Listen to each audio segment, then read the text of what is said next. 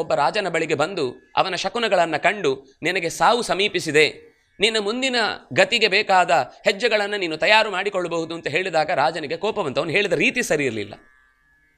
ತಕ್ಷಣ ತನ್ನ ಸಾವನ್ನು ಹೇಳುವ ನಿನಗೆ ನಿನ್ನ ಸಾವಿನ ಬಗ್ಗೆ ನೋಡಿಕೊಂಡು ಬಂದಿದ್ಯಾ ಅಂತ ಕೇಳಿ, ನಾನು ಸಾಯುವ ದಿವಸ ಇವನ ತಲೆಯನ್ನು ತೆಗಿರಿ ಅಂತ ಜೈಲಿಗೆ ಹಾಕಿಸಿದ. ಸುದ್ದಿ ಹೋಯಿತು ಮನೆಗೆ. ಮಗನಿಗೆ ತುಂಬ ದುಃಖ ಆಯಿತು. ಅಪ್ಪ, ಹೀಗಾಯ್ತಲ್ಲೋ ನಿನ್ನ ಪರಿಸ್ಥಿತಿ ಯೋಚಿಸಿ ನೇರ ಆ ರಾಜನಲ್ಲಿಗೆ ಬಂದ.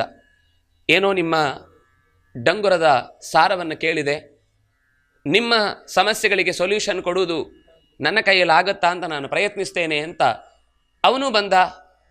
ಅದೇ ಸಮಸ್ಯೆಯನ್ನು ಕೈಗೆತ್ತಿಕೊಂಡ, ಅವನಿಗೆ ಉತ್ತರ ಕೊಟ್ಟ. ರಾಜನಿಗೆ ಸಂತೋಷ ಆಯಿತು. ಏನು ಬೇಕು ಅಂತ ಕೇಳಿದ.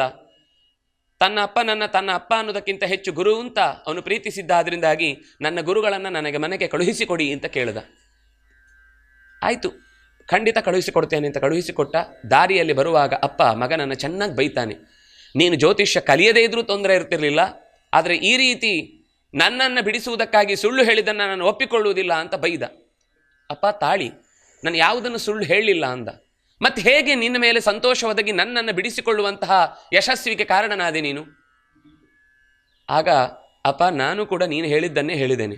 ಇನ್ನು ಕೆಲವೇ ದಿನಗಳಲ್ಲಿ ನೀನು ಇಲ್ಲಿಯ ತನಕ ಹೇಗೆ ಎಲ್ಲ ರಾಜರ ತಲೆಮೆಟ್ಟಿ ಕಪ್ಪವನ್ನು ಸ್ವೀಕರಿಸಿದ್ಯೋ ಅದೇ ಥರದ ಕಪ್ಪವನ್ನು ಸ್ವೀಕರಿಸುವ ಗುಣಗಳೆಲ್ಲವೂ ನಿನ್ನ ಮಗನಲ್ಲಿಯೂ ಕೂಡ ಉದಯವಾಗ್ತಾ ಇದೆ. ಅಂತಹ ಎಲ್ಲ ಲಕ್ಷಣಗಳು ನಿನ್ನ ಮಗನಲ್ಲಿ ಕಾಣಿಸ್ತಾ ಇದೆ ಅಂತ ನಾನು ಹೇಳಿದೆ. ಮಗ ಪಟ್ಟಕ್ಕೇರಬೇಕು ಅಂದರೆ ಅಪ್ಪ ಖಂಡಿತ ಚಟ್ಟವನ್ನು ಸೇರಬೇಕಲ್ಲಪ್ಪ. ಹಾಗಾಗಿ ನಾನು ಈ ಮಾತನ್ನು ಹೇಳಿದೆ. ತಂದೆಗೂ ಖುಷಿಯಾಯಿತು, ರಾಜನಿಗೆ ಖುಷಿಯಾಗಿದ್ದರಲ್ಲಿ ಬೇರೆ ಮತ್ತೆ ಕಾರಣವನ್ನು ವಿವರಿಸಬೇಕಾಗಲಿಲ್ಲ. ಸತ್ಯವನ್ನೇ ಹೇಳಿದರು, ಪ್ರಿಯವಾಗುವಂತೆ ಹೇಳಿದ, ಹಿತವಾದದ್ದನ್ನೇ ಹೇಳಿದ.